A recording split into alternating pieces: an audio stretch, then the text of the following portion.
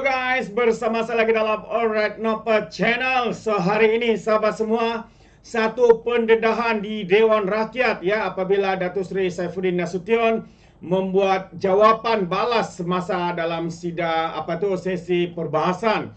Jadi kita tahu sahabat semua dalam sesi perbahasan MP-MP pembangkang ya seringkali ya membuat pelbagai tuduhan, pelbagai kenyataan. Dan ada di antara kenyataan mereka itu rata-rata adalah ya sesuatu perkara yang berdasarkan kabar angin, penipuan dan juga berita palsu sahabat-sahabat semua. Seperti mana hari ini kenyataan daripada Ustazah Ahli Parlimen Kepala Batas ya, seorang ustazah dari pemimpin daripada Parti PAS yang ternyata sahabat semua bahwa kenyataan yang dibuat ya semasa dalam sesi perbahasan itu ya adalah suatu berbaur fitnah, berita palsu dan mengelirukan rakyat khususnya. Hari ini ya MP Kepala Batas ini ternyata terbukti ya bahwa apa yang beliau nyatakan itu adalah satu penipuan dan juga satu pembohongan yang tidak boleh dimaafkan sahabat-sahabat semua. Jadi kita harapkan selepas ini ada MP-MP daripada kerajaan yang membuat usul ya kepada Ustazah Ahli Parlimen Kepala Batas ini. Jadi sahabat semua, apakah perkara itu? Ini yang menarik ya untuk saya kongsikan bersama dengan Anda. Jawapan ya terkini daripada Datuk Seri Saifuddin Nasution. Jadi tanpa buang masa, mari kita tonton video ini. Baik. Tan Sri Yang Dipertua, Kepala Batas Sandakan Kelang membangkitkan soal pendatang asing tanpa izin. Saya nak jelaskan begini. Yang pertama, Kementerian Dalam Negeri menerima aduan orang ramai dan juga mengumpul maklumat perisikan Jabatan Imigresen. Tentang apa? Tentang kewujudan hotspot, kawasan-kawasan yang banyak didiami oleh yang dikatakan pendatang asing tanpa izin. Langkah seterusnya, Jabatan Imigresen dengan kerjasama dengan agensi-agensi penguatkuasaan lain membuat siri-siri serbuan. Apabila siri serbuan itu dibuat, akan ada elemen tangkapan. Setelah ditangkap, perkara pertama adalah mereka akan dilakukan satu siasatan ke atasnya. Hasil siasatan ada 4 perkara. Pertama, yang ditangkap itu betul warga asing tetapi mempunyai permit yang lengkap, pas lawatan kerja atau dia merupakan pas iktisas, dia pas yang lengkap dari segi undang-undang negara kita. Walaupun momen kita tahan, kita akan lepaskan. Tak ada sebab untuk kita tahan kalau seorang itu datang dengan lengkap dokumen. Itu yang pertama. Yang kedua, yang kita tangkap itu tanpa dokumen sama sekali. Yang ini kita buka kertas siasatan. Sementara itu, kita letak mereka di depo imigresen. Yang ketiga, mereka masuk dengan pas, tapi mereka salah guna pas. Ya, masuk dengan pas yang sah, kemudian salah guna pas keberadaan mereka. Yang itu pun kita letak di depo imigresen, kita buka kertas siasatan. Yang ketiga, mereka masuk dengan dokumen sah, sepatutnya mereka dah tinggalkan negara. Mereka pilih untuk tinggal di sini. Yang itu kita namakan terlebih tinggal. Yang itu kalau terlebih tinggal itu tempohnya dalam 1 bulan ya, atau 2 bulan atau 3 bulan, kurang 90 hari kita kenakan compound. Compoundnya RM30 sehari, maksimum adalah RM3,000. Okey. Tapi kalau dah terlalu lama terlebih tinggal, yang itu pun kita buka kertas siasatan. Dan inilah yang kita buat apabila kita profilkan mereka yang ditahan dalam siri-siri terbuan. Kita dapati bahawa bagi setiap 100 yang kita tahan, 80 lengkap dokumen. Hanya 20% sahaja yang ada masalah yang saya sebutkan tadi. Jadi benar siri terbuan dibuat, tidak semestinya yang ditangkap itu adalah pendatang asing tanpa izin. Mereka sama ada jatuh dalam salah satu daripada 3 kategori. Tan Sri Yang Dipertua, saya juga ingin memberi reaksi kepada soalan Kepala Batas tentang 1.2 juta pelancong Cina yang dikatakan masuk sejak 2018 kemudian tak keluar-keluar. Saya nak jawabkan once and for all, sekali terus. Ya. Saya bagi maklumat bahawa bagi tempoh 1 Januari 2021 sehinggalah tempoh 31 Disember 2023, Tan Sri Di-Pertua, ketibaan warga asing di negara kita kiraan hampirnya 46 juta. Balik lebih kurang 39 juta. Maknanya warga asing yang masih berada di Malaysia lebih kurang 6 juta. Tapi siapa mereka? Mereka adalah warga asing pemegang PAS jangka panjang. Memang dia tinggal sini, dia tak balik lah. Sampai PAS jangka panjang dia itu tamat. Boleh jadi 3 tahun, boleh jadi 5 tahun. Baik, ada juga warga asing yang masuk kemudian terlebih tinggal, tapi kita buka program rekalibrasi, mereka daftar. Ini jumlahnya lebih kurang 1 juta. Ya, PAS jangka panjang lebih kurang 2.6 juta. Warga asing yang berdaftar rekalibrasi terlebih tinggal, tapi mereka daftar dengan kita. Mereka munculkan diri, daftar, rekod immigration pegang. Warga asing yang kita tahan di depo immigration, 12,000. Warga asing yang memegang pelbagai PAS. Macam-macam ni PASnya. PAS lawatan jangka panjang. PAS ini termasuklah PAS lawatan iktisas, PAS lawatan sosial suami isteri kepada warga negara. Mereka warga asing. Mereka berkahwin dengan warga tempatan. Mereka pegang PAS lawatan sosial, PAS diplomat, PAS pelajar, PAS resident talent, PAS penggajian, PAS MM2H, PAS lawatan iktisas, PAS lawatan kerja sementara dan banyak lagi PAS. Ya, selama mereka memegang PAS ini, ada tempoh mereka dibenarkan tinggal, jadi rekod mereka tak keluar. Jadi sebab itu, saya nak sebut bahawa kita boleh jelaskan secara transparan terhadap perkara ini untuk kita tidak mengulang-ulang lagi berdasarkan kepada fakta yang tersasar.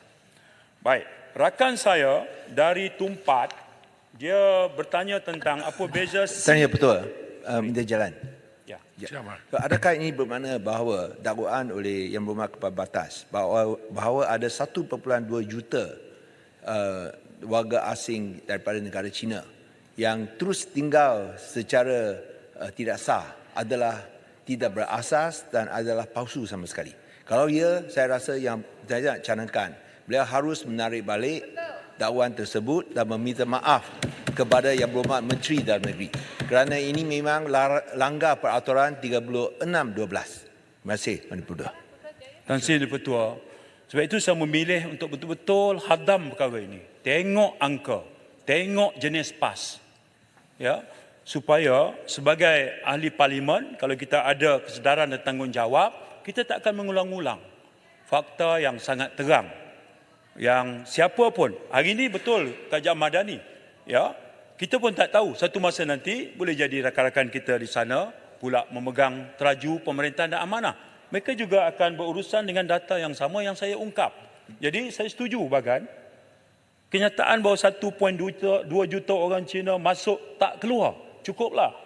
Itu dakwaan yang tersasar sama sekali, tak boleh dipertahankan berdasar kepada fakta dan angka yang saya bentangkan tadi. Ya. YB Menteri. Terima kasih.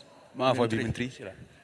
Berkenaan dengan isu operasi tentang parti dan sebagainya, saya menghargailah apa yang telah dimaklumkan oleh YB Menteri tentang operasi yang dijalankan dan juga data bahawa dalam lebih kurang 20% saja sebenarnya yang tak ada dokumen lengkap dan sebagainya.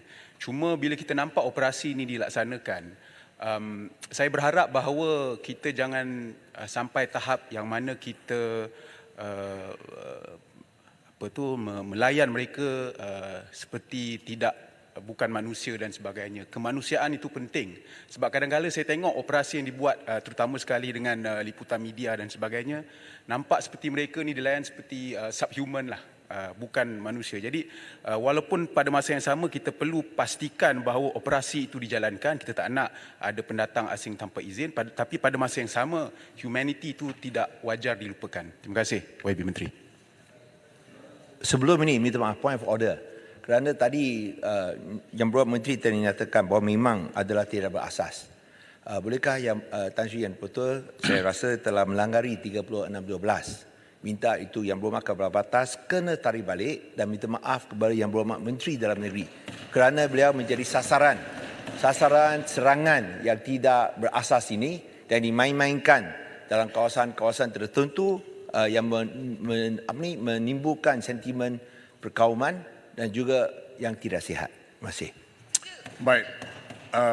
Oleh kerana ucapan itu dilakukan semasa saya tidak preside.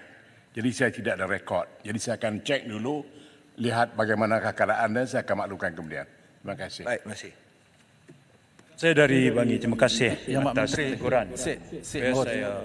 Saya nak mohon Saya ulas Bangi siap. lepas ni bagi sikit. Baik. Terima kasih rakan saya dari Bangi. Teguran, saya mengambil dengan sikap positif. Tentu saja saya boleh menyampaikan pesan-pesan kemanusiaan ini kepada pasukan penguatkuasa. Of course kita kena strike the balance. Kadang-kadang tangkapan itu melibatkan kumpulan yang sangat agresif. Ada berlaku, ya, memang berlaku.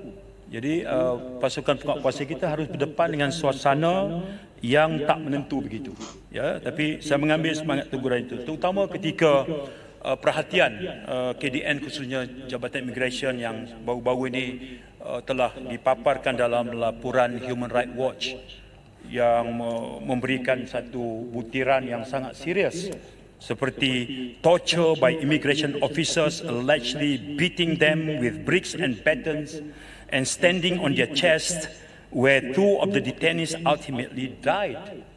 Ya, dan kumpulan HRW ini telah dipanggil oleh Parliamentary Select Committee yang dipungsikan oleh Selayang. Di hadapan mereka diminta untuk kemukakan bukti terhadap dakwaan-dakwaan ini. Saya juga telah mengajak HRW untuk menjadi tetamu saya, serahkan di mana berlaku, di camp depo immigration mana, siapa yang meninggal dunia, bila kejadian itu berlaku. Saya nak supaya bila data itu kita dapat, saya akan segera mewujudkan jawatankuasa siasatan. Kalau siasatan kami itu masih boleh dipertikaikan tentang integriti kewibawaan, saya bersedia mengundang pihak yang bertanggungjawab, yang punya kredibiliti untuk membantu. Ya, tapi suka saya sebutkan bahawa saya bertemu dengan HRW beberapa hari lepas, saya berjumpa dan saya mengulangi. Ya, kita nak tahu. Ya, hakikatnya ketika berdepan dengan PSC, mereka tak dapat mengadakan sebarang bukti kepada PSC. Jadi setakat ini laporan itu masih bersifat hearsay dan tidak mematuhi sebarang metodologi kajian atau reporting yang boleh kita guna pakai. Apa pun saya masih lagi memberikan benefit of the doubt. Barangkali ada benda kita terlepas pandang. Dalam masa terdekat, saya akan mengadakan pertemuan supaya kita selesaikan perkara ini, supaya apa-apa laporan, dia mestilah bersifat penuh tanggungjawab dan kebenaran kepada bukti. Terima kasih Bangi atas teguran. Sahabat saya Sid.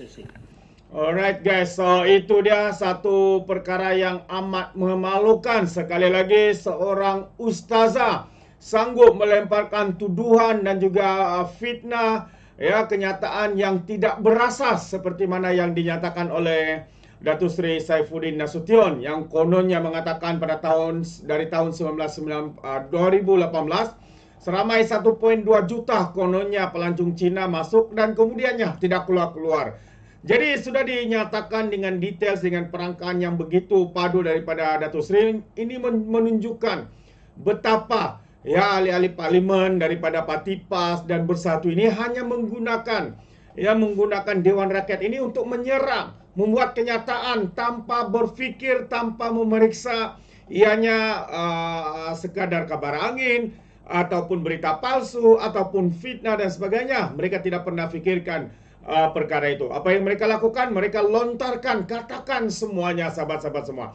Jadi hari ini ya kita mendengar gesaan daripada Lim Guang Eng supaya siasatan dilakukan dan tindakan wajar ya harus diambil terhadap ustazah ahli parlimen kepala batas ini daripada Parti PAS. Itu pandangan saya dan juga sedikit komen saya. Bagaimana dengan anda sahabat semua? Adakah anda setuju atau tidak? Anda boleh berikan komen di dalam ruangan komen. Jadi terima kasih. Izinkan saya untuk mengundurkan diri dan seperti biasa peribahasa mengatakan tapapun kangkap 2 tahun keinginan. Dalam bahasa Melayunya tepuk dada tanya selera. Sekian sahaja daripada Alright Nampak Channel. Saya kita berjumpa lagi. Bye-bye.